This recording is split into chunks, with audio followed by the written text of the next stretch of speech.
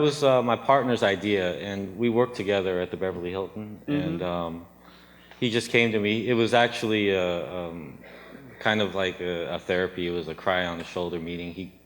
He found out that I lost my job.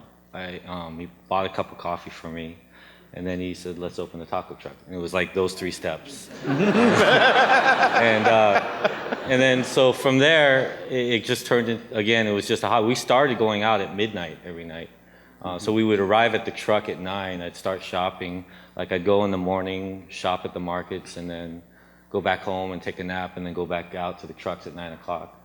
And then we just hit the clubs late night.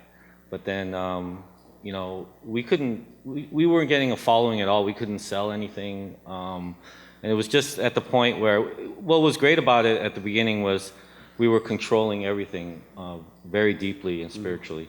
And so once people started to eat it, I think they felt that connection to us. And from there, the social media side kind of kicked in. And then that soul kind of went through the electronics, which is great. And from there, it spread like wildfire. Do you think KoGi is conceivable without the Twitter? Yeah, I think it's conceivable, but we'd be running a taco truck on some dark alley still. But you know, I mean, yeah, the food that we do is definitely not authentic. I mean, it's great to sit here and talk about food. Again, I'm probably the least distinguished person on this table. It's just what we're doing is we're really just presenting a piece of LA.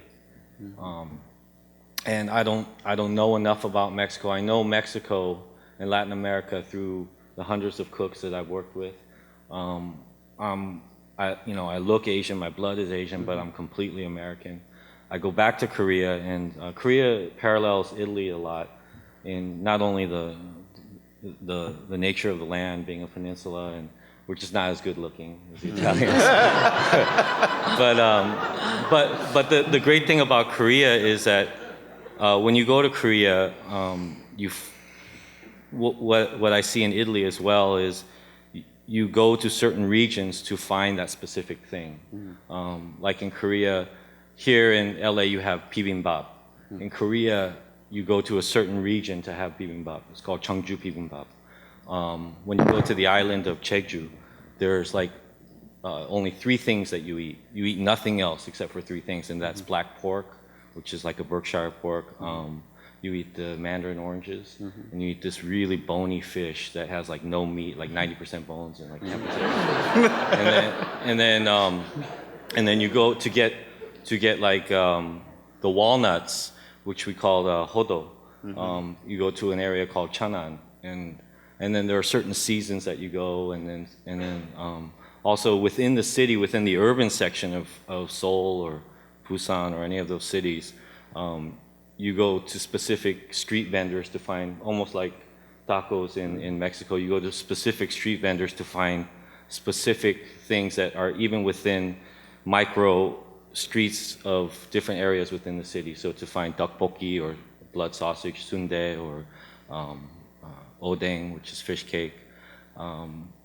So from that spirit, even though I'm American and I grew up in LA, the spirit of that food and that, I guess, authenticity, it's there in those regions because it comes from thousands of years of people growing up only within that region and being around those resources. But here in LA, I tried to take that spirit and I just tried to tap into the rhythms of the city, specifically between like Alvarado down to Crenshaw, from like Venice up to Melrose, you know, and then any of you been out there?